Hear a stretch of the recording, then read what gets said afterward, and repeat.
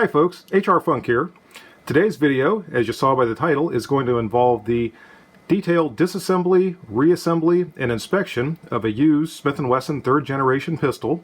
The subject for my video today is going to be my recently acquired Smith & Wesson Model 5904, and just so all of you are aware, I was certified as an armorer on 3rd generation pistols back during the 1990s. In fact, I attended several armorer training courses conducted by Smith & Wesson, and I was tasked with maintaining and repairing my department's issue pistols, which was a 5900 series semi-automatic 9mm, for about a decade or so during the time the department issued those firearms. Before we get started today, I have a couple of disclaimers. First off, what I'm presenting to you is for information and entertainment purposes. If you decide to disassemble your own pistol, you do so at your own risk, and any damage to persons or property that comes about as a result of that is also your responsibility. The other thing I want to make sure you know is I'm not going to be showing you any modifications or any way to try to improve the performance of these pistols. As an armorer, I am trained to maintain these pistols in their factory condition. Now, I know a few tips and tricks along the way, but I'm not going to be going into those. We're just going to be inspecting the pistol and making sure that in the 27 odd years since it was manufactured, that there is nothing that is worn or damaged or broken and needs to be repaired or replaced. When it comes to conducting maintenance on 3rd generation pistols, it's important to know whether you have a traditional double action pistol like this one, a double action only pistol, or one of the decocking style pistols that has the decocker right here at the top forward portion of the grip. There are slight differences in the disassembly and reassembly process for each of those variations. The double action only and the traditional double action are very close to being the same. There's really only one thing that you have to do differently in the disassembly reassembly process. The decocker also has something else that has to be done with it. Now, if you have one of those with the traditional, or the SIG style decocker rather, and you need to have maintenance done on it, I would strongly suggest that you take that to a gunsmith or an armorer who is familiar with that style of 3rd generation Smith & Wesson and have the maintenance conducted by that person. We're going to begin our inspection of the 5904, as always, with a safety check by making certain we have an unloaded pistol, and we do. The next thing we're going to do is just take a look at the exterior of the pistol to see if there's any obvious signs of abuse or damage. And this pistol has some minor finish wear, which is to be expected with a pistol that's nearly 3 decades old. But I don't see anything suggesting to me that it's been abused in any way. There are no significant dings or imperfections in the pistol's muzzle or in the barrel crown. And likewise, nothing anywhere to indicate to me that this pistol has been mistreated during its life. So at this point, we're going to begin our disassembly. And the most important thing about disassembling a 3rd generation Smith & Wesson pistol is holding it correctly during the process. I've seen some people that try to do this as a two-handed affair and then somehow reach through and push this pin with a finger or push it against something. None of that is necessary if you hold the pistol correctly.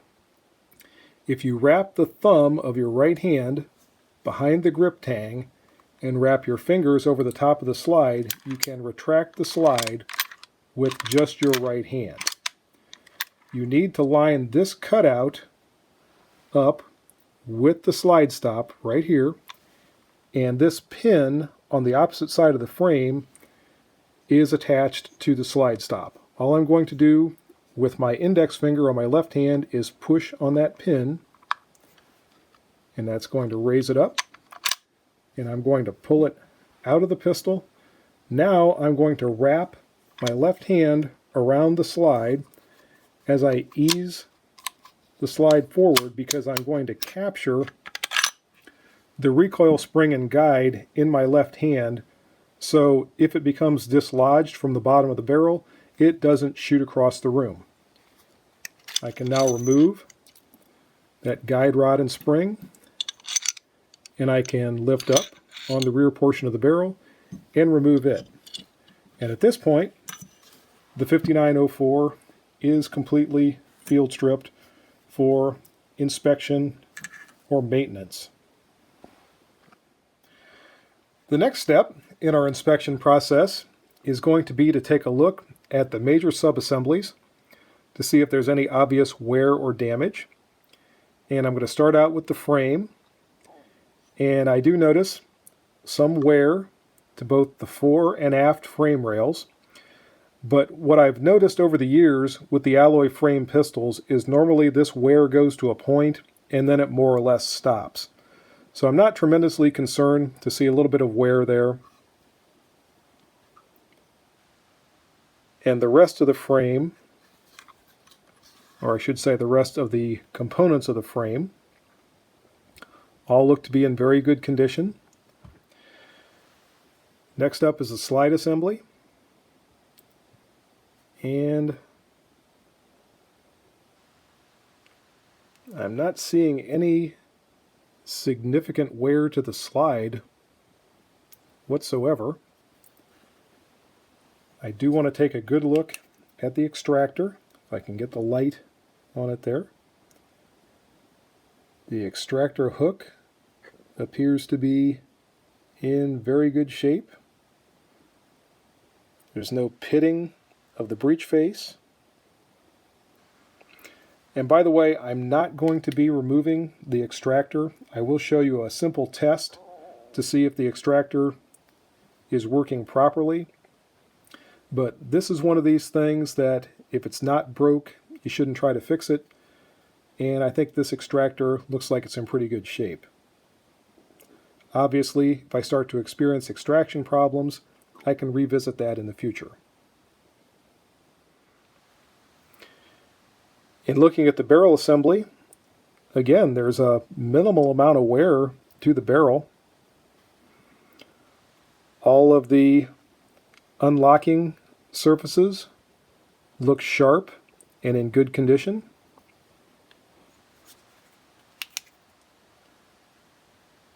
Looking down into the chamber, if I can get this to where you can see it, I don't see any gouges, pitting, rust, or other issues. And the lands and grooves of the rifling look sharp. The recoil spring guide and the recoil spring both also seem to be in very good shape. I noticed when I was handling the pistol before, the recoil spring has sufficient tension for good cycling, and I'm not expecting a problem from it. I will probably replace this recoil spring just because I don't know the age or the round count on this one. And just for peace of mind, and as inexpensive as the recoil springs are, I'll probably go ahead and replace that part. At this point, I'm going to begin my detailed disassembly of the slide. And really, the only tool that I'm going to be using for this is a punch. And there's a couple of things you need to know before we start to take this apart.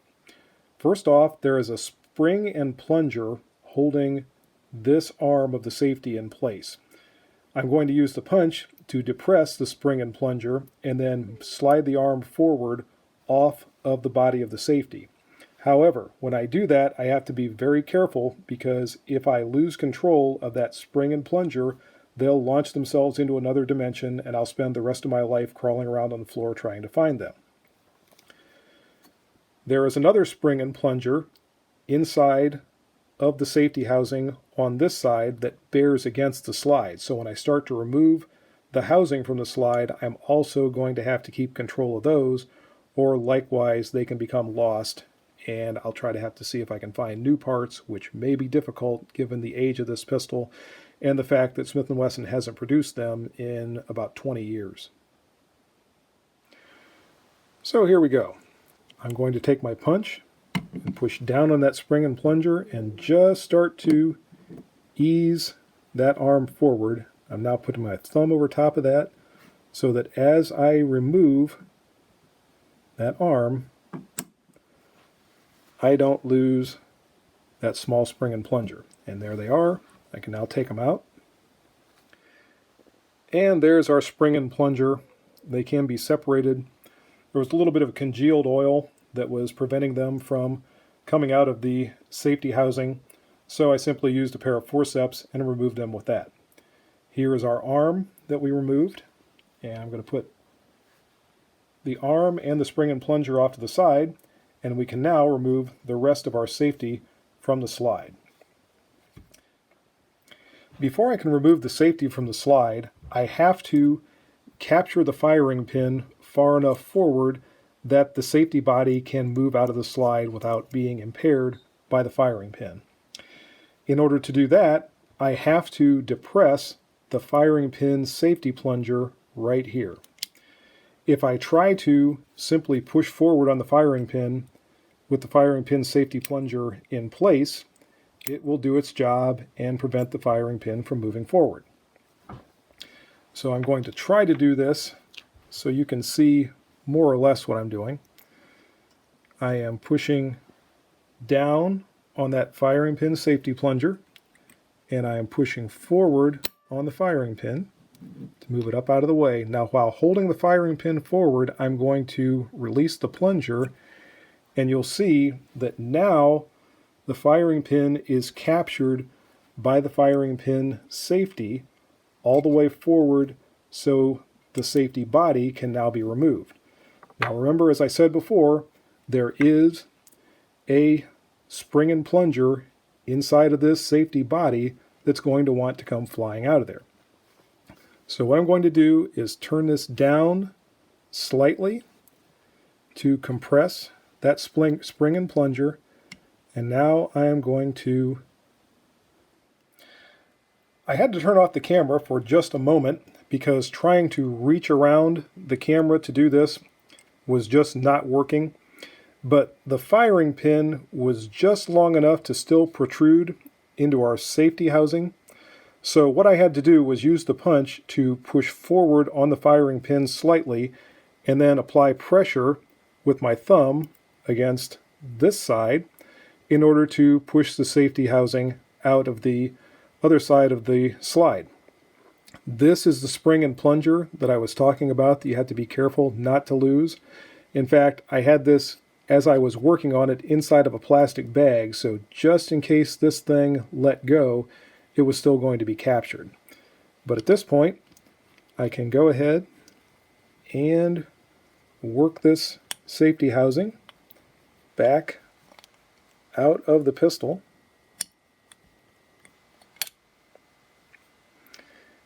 And there we go. And I'm going to leave that spring and plunger right where it is.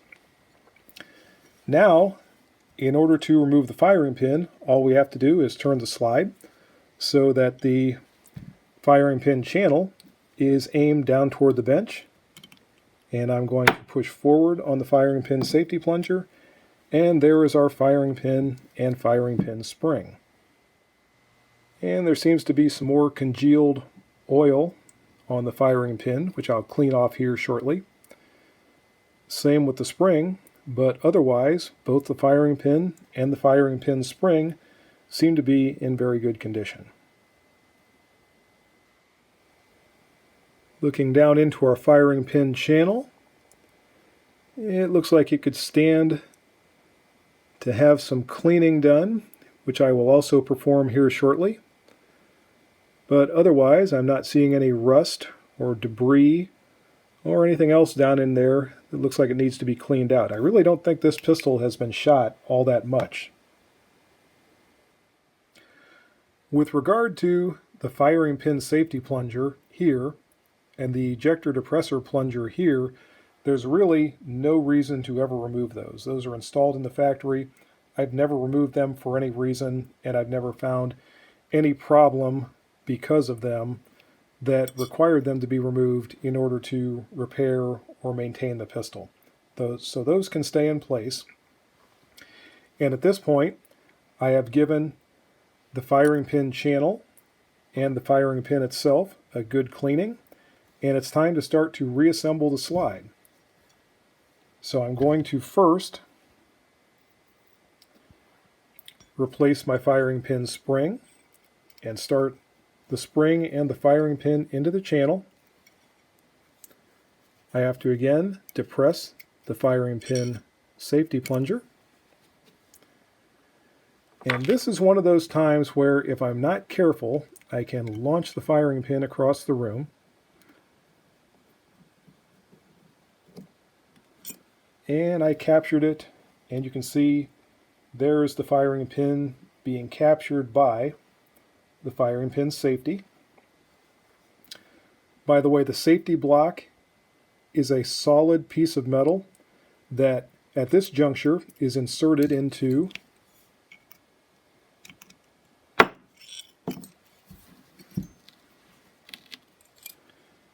this groove in the firing pin. That's what's holding it forward, and that's also what prevents it from moving forward under inertia if the firearm is dropped or there's a sharp blow to the hammer while it's at rest. That's what keeps the firing pin from moving forward and firing the pistol anytime other than when the trigger is completely pulled to the rear. So once again, I'll reinstall that firing pin, and it tried to get away that time. And our firing pin and firing pin spring are now back inside the slide. Time now to reinsert our safety, and I'm going to start the safety body in just like that, and you might need to move it around a little bit until it decides it wants to move. And again, the firing pin is just far enough to the rear that it's impeding that slightly.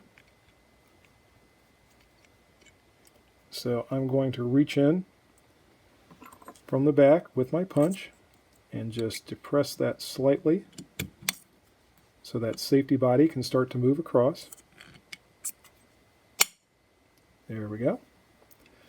And we're now up against this spring and plunger.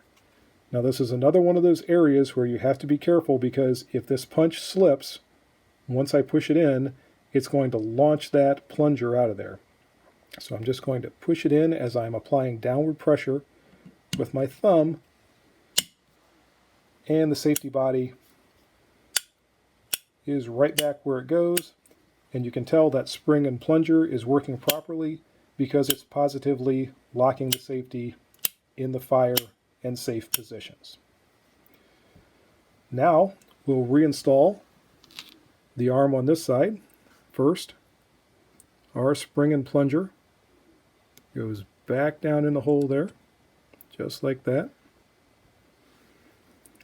And I'm going to get my safety arm and try to get that lint out of the way and start it into its recess. Now again, I've got to push this down. By the way, this is why you wear safety glasses when you do that, because if you're looking down there and you release that thing, you might take a spring and plunger right into the eye. But our slide is now completely reassembled. Oh, one last thing. I have to release the firing pin. Now, everything is ready for the slide to be reassembled to the pistol. I am going to check that extractor in just a moment to show you how I do that. But otherwise, we're done with the slide. And I've now retrieved a dummy round of ammunition. And to check our extractor, all I'm going to do is slide this casing up in place under the extractor and make sure the extractor holds it in there. Now this is the way I was trained to check an extractor at the very first armorer school that I attended back in 1992. So long as the extractor would hold the brass cartridge in place, it was considered to be operating properly. This is something that did change later on, though, in successive schools that I attended, because Smith & Wesson was concerned about liability with their extractor. And eventually they came out with gauges that were used to make sure that the extractor claw was in the proper place inside the slide. And they kept a record of the armorers who received those gauges, and they would not send an extractor to any armorers who had not received the proper gauges to check that extractor. I never got the gauges, and I never had to replace an extractor on any of our department pistols, so it was not that big of a concern. And since this is my pistol, and the only person that's going to be in danger if something bad happens with it is me, I'm still going to check the extractor like we did in the old days and just make sure it holds brass. But again, if this is a duty pistol, or if you want to make sure that that extractor is installed properly, you need to find someone who has those gauges from Smith & Wesson to make absolutely certain the extractor is functioning properly.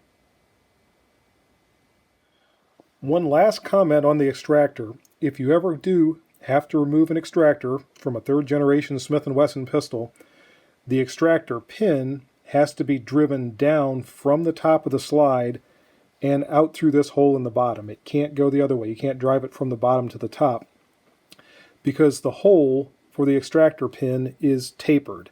It is smaller at the top than it is at the bottom in order to make sure that it stays secure. So you can't drive the pin from the bottom up through the top without potentially damaging the slide. And on we go to the frame. For the frame disassembly, we again are going to need a punch, and we'll also need a small hammer. Now there's nothing in the frame that you really have to pound on with the hammer. There are a few things that need a tap here and there that I'll demonstrate, but there's nothing you're going to have to really blast with a hammer. So I'm going to start out by removing the grip, and there is a pin at the bottom of the grip right here that has to be driven out. And just like that, I'm back with my proper size punch, and we're just going to drive that grip pin out of there. Again, we don't have to blast it. It comes out pretty easily.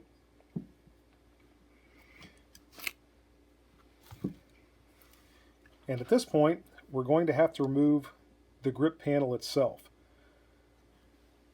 The easiest way to do this is to turn the frame so the magazine well is pointed up, and take our pin that we just removed and put it into that hole right there. Now I'm going to use that as a lever and pull the grip back like so. At this point, in order to remove the grip, we need to pull out on these side panels of the grip to separate them from the grip frame itself. Now you do not want to put excessive pressure on these grip panels because they will snap off.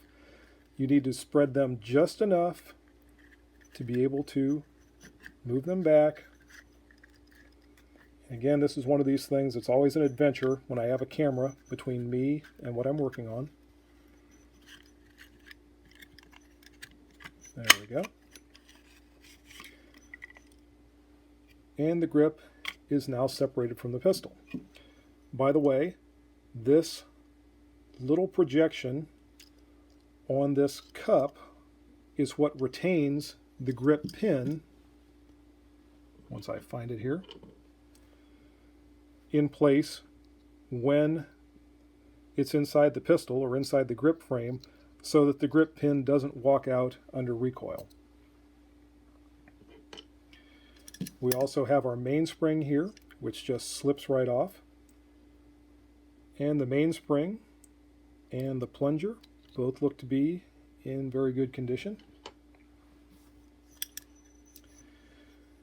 The next thing we're going to do is separate the side plate from the sear pin. Now I've seen this done by some people who remove both of these as a unit. I prefer to separate them and remove them one at a time. In order to do that, I'm going to tap this pin with my plastic hammer.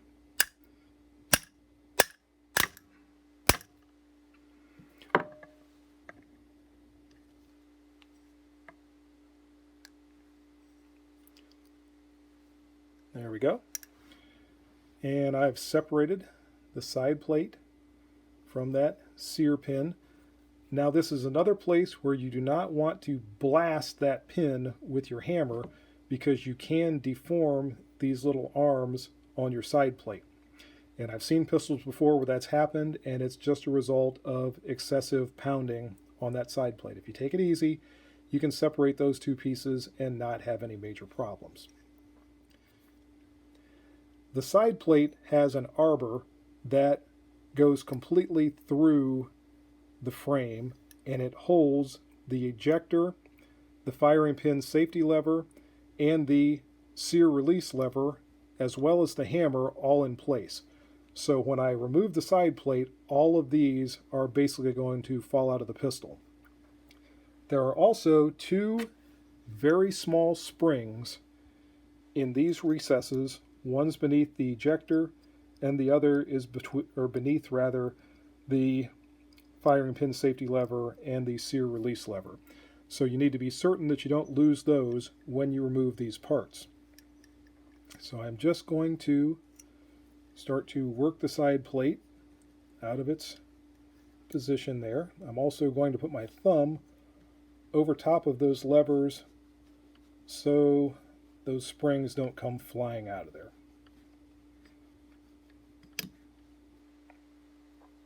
So there's our side plate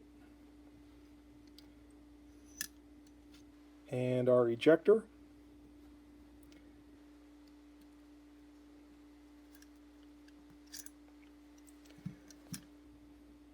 And this is our sear release lever, and this is the firing pin safety lever. And I'm going to lay those off to the side for the moment.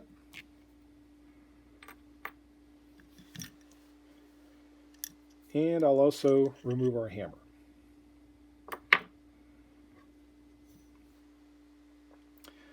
The next thing I'm going to remove is the sear, and this comes out very easily. I'm just going to take my punch and push that through. And when I do that, the sear pretty much falls out of the pistol.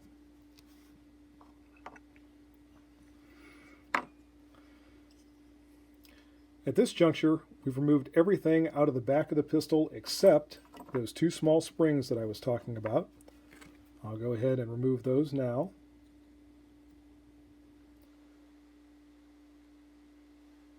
A lot of gunk on there, a lot of congealed old oil, but we'll get that all cleaned off. This is our disconnector, which is what prevents the pistol from firing if it's out of battery. And you can see the tail of the disconnector down here. I'm just going to push this to one side, and it should pretty much fall out of the pistol. There it goes.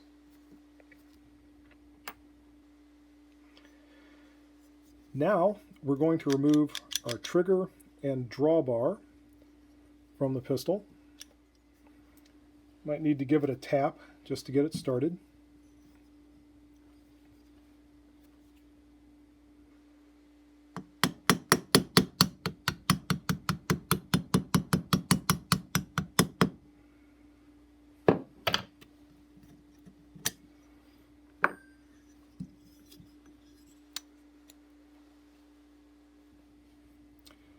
There's our trigger pin.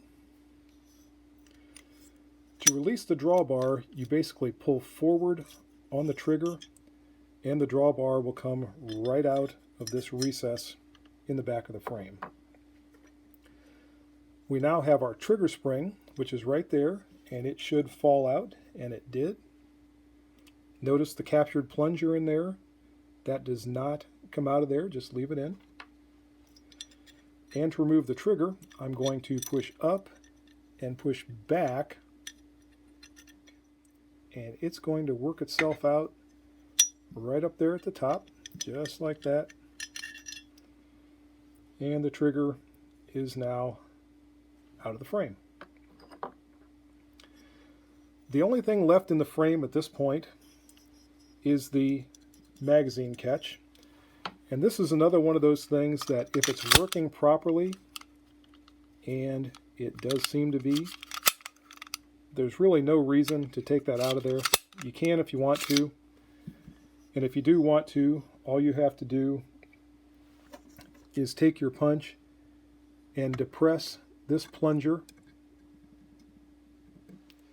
and then unscrew that catch.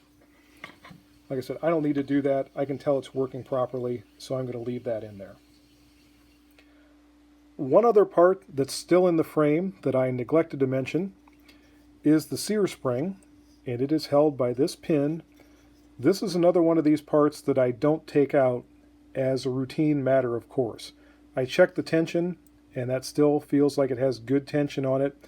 If it ever gets to the point where the sear spring feels weak, I can replace it, but this one still feels good, so there's no reason to remove it. I'm now going to do a quick cleaning on all of these parts, and I'll inspect them, and then we'll start the reassembly procedure.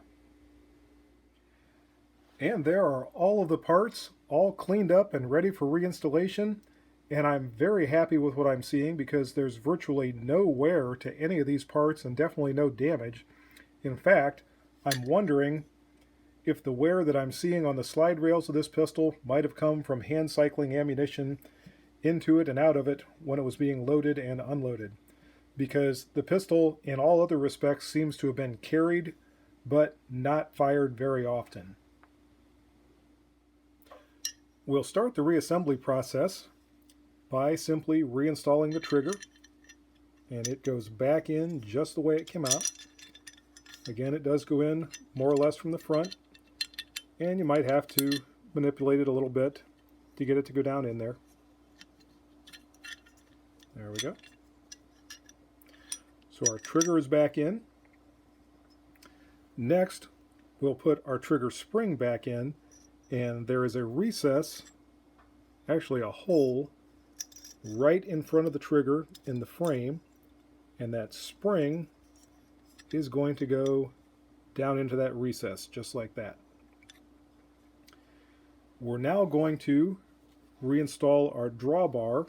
Again, it goes in through this opening in the back of the frame and slides forward. Now, one thing you have to notice about the drawbar is there is a little dimple right there in the nose of the drawbar. That is for the tip of that plunger on the recoil spring, or excuse me, on the trigger spring. Now you have to pull forward on the trigger, and again, this takes a little bit of manipulation to get everything right where it needs to go.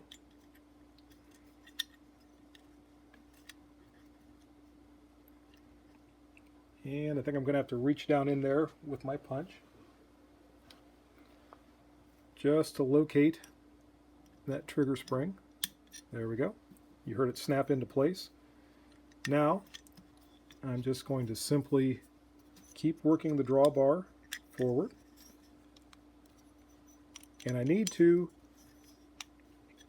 raise the trigger now, actually pull it back more or less into the fired position or firing position in order to capture the front of the drawbar, and you can't really see it, but the trigger spring is in the proper place.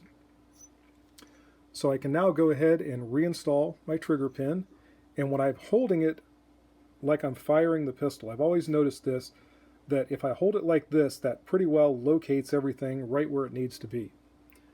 So now I'll take my trigger pin and start it back in there, or at least try to. And I'll take my hammer and, by the way, this is another one of these things when I'm doing it left-handed in front of a camera, it's harder and takes longer than it does when I'm not doing it that way. But our trigger, drawbar, and trigger spring are now all reinstalled in our frame. At this point, we can put the disconnector back in. The tail of the disconnector goes toward the back of the pistol, and it goes in just like this. You can see that hole right there that has, notice the ear on either side of the disconnector. One of those holes is for each ear, and I'm just going to drop that in there. Now you'll notice that the drawbar is actually blocking the disconnector from going in there. So all I'm going to do is take my punch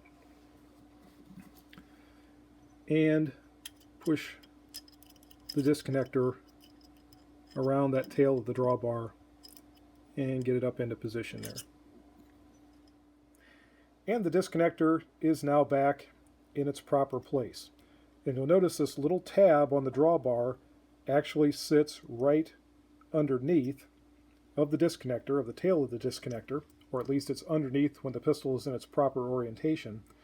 And that's why when the pistol is out of battery, the slide pushes down on the disconnector, which pushes down on the drawbar and moves it out of engagement with the hammer and the sear, and that's why the pistol can't be fired when it's out of battery.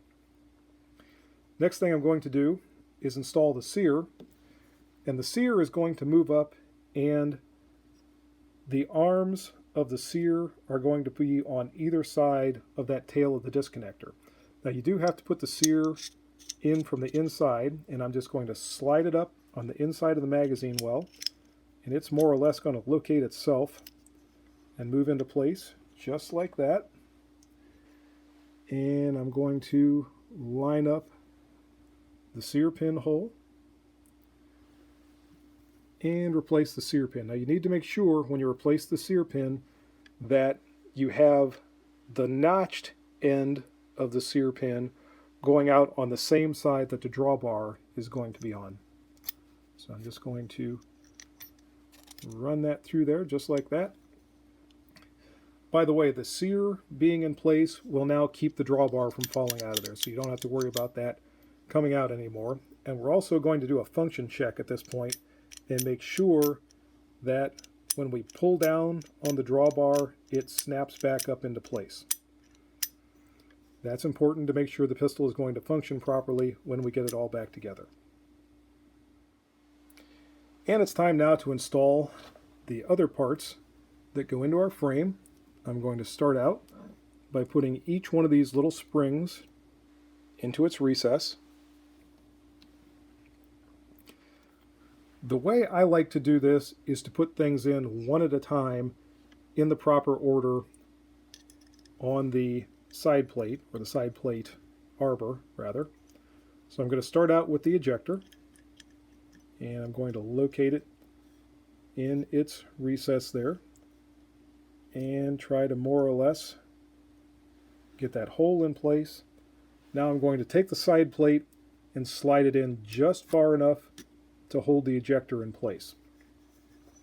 So there's our ejector. Make sure we got that spring tension on there. And I need to slide it back a little because next I'm going to be installing the hammer. And I'm just going to drop that in there, just like that. And then, once the hammer's in place, I'm going to slide the side plate over just far enough to hold it. And I may need to look in from the other side just to make sure I line everything up. And again, I had to stop the camera just because it required a little more manipulation to get that arbor in there to hold both the ejector and the hammer. And it was too hard to do it with the camera in the way, but it's now in there. So next, I'm going to get my sear release lever and my firing pin safety lever. And these go in just like this, and you need to tilt the frame a little bit and sort of rotate those into place. And again, it takes a little bit of wiggling and a little bit of jiggling, but everything's back in there. And I think what I'll do is use my punch to try to line everything up. And I've now reinstalled my side plate, and all the levers are in the proper place. Now we're going to connect the side plate to the sear pin, which is pretty easy. I'm just going to push down here. I'm going to use my fingernail and push through from the back, and that snapped right into place. So the sear pin is now capturing the side plate once again and holding it in position. And everything at this point is more or less back together. So now we're going to do a function check of our frame assembly to this point. And here's how I'm going to test our assembly to this point. I'm just holding the mainspring in place with my thumb, and I'm going to check the double action, which is working properly. I'm going to check the single action, which is working properly. I'm going to check the magazine safety, which is engaged by depressing the ejector, and it's working properly. I'm going to check the sear release lever, which is working properly. And at this juncture, everything seems to be working just the way it should. So I can go ahead and reinstall my grip. Reinstalling the grip can be a little bit of a challenge, but it basically goes back on the same way it came off. We have to slightly separate the sides of the grip panel to get it started back on. We also need to make sure that the mainspring and the grip pin retaining plunger go into this recess at the bottom of the grip. And we need to make sure this surface mates into the recess at the top of the grip frame.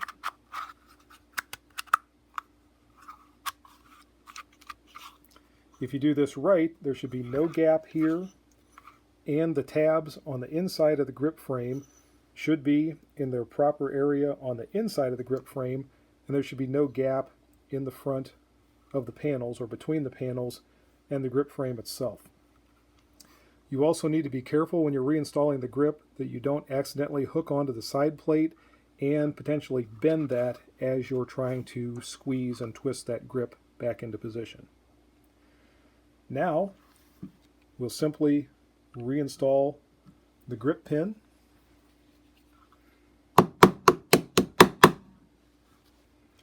Make sure it's centered. And our frame, or frame assembly rather, is completely reassembled. And now it's time to reassemble the entire pistol. So I'll take my slide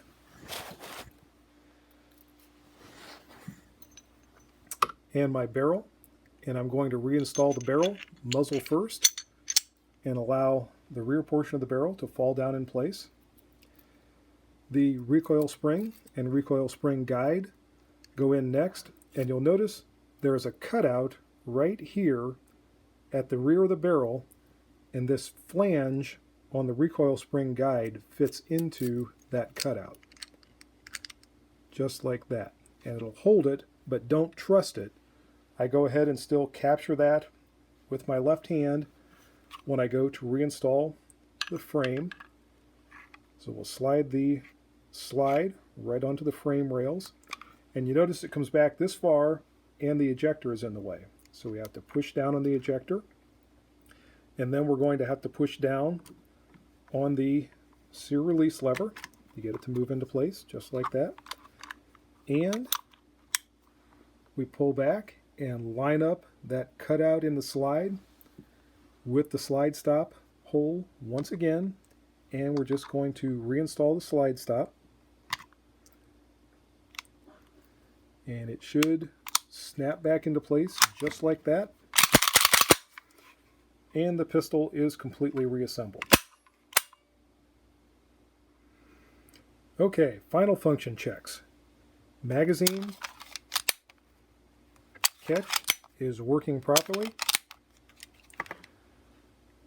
Trigger is working properly in double action mode. It's working properly in single action mode. The safety is properly decocking the pistol, and it's properly disengaging the trigger.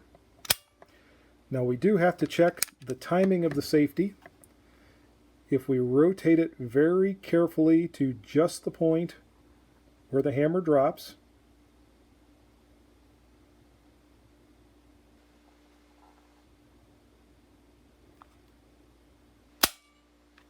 okay, you'll notice there's still a little bit of a gap there, and it needs to move into the safe position when the hammer is pulled back to the cock position.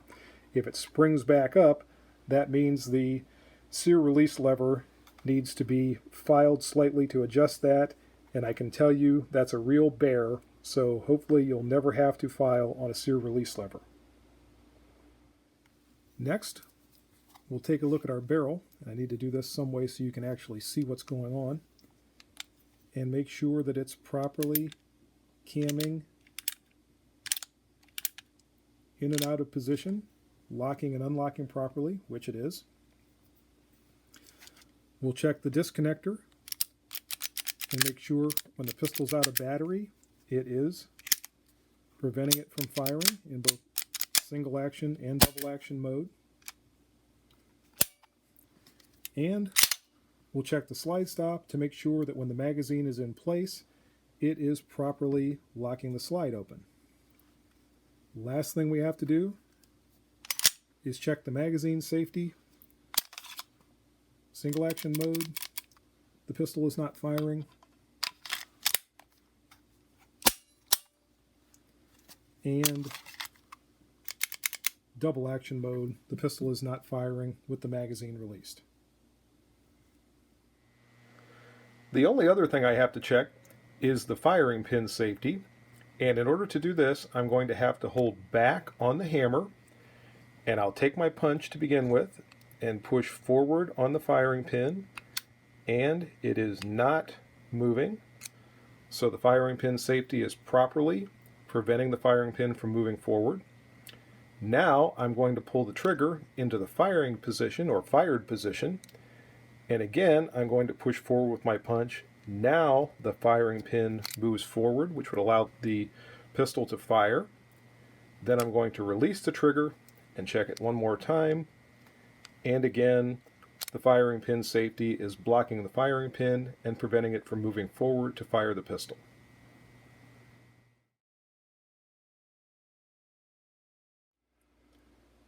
Final step, folks, and this is one of the things that gets neglected more than probably any other part of the firearm, and that's the magazine. What I'm going to do is disassemble the magazine. You'll notice in the bottom there's a plunger. I'm going to push that in toward the magazine. That's going to release the magazine base, which I'll push forward slightly, and then I'll take it the rest of the way off while retaining it with my thumb so it doesn't come out of there like a jack-in-the-box. And I'm going to remove the magazine spring and the magazine follower. I'm going to clean the tube, the follower, and the spring, and then I'm going to reassemble it. And everything is now nice and clean, so I'm going to put the follower back on top of the spring. Now notice the shape of the retainer on the bottom. It's basically shaped just like the inside of the magazine tube, and we want the follower to be pointed toward the front of the tube. Now I want to put it in there backwards. So I'm going to slide that up inside just like so. And you'll also notice there's a little tab on the front of this retaining plate. You need to make sure that's inside the tube. It's easy to get that hooked on the outside like that. You want it on the inside of the tube. So it is now in place. And I'm going to grab my base plate and start it back on. And when you hear it snap back into place, you know the magazine is properly reassembled. Quickly, I'll cover proper lubrication of this pistol, and it does not take a lot. I'm going to put a drop of oil on each rail and just let that work itself down into the pistol.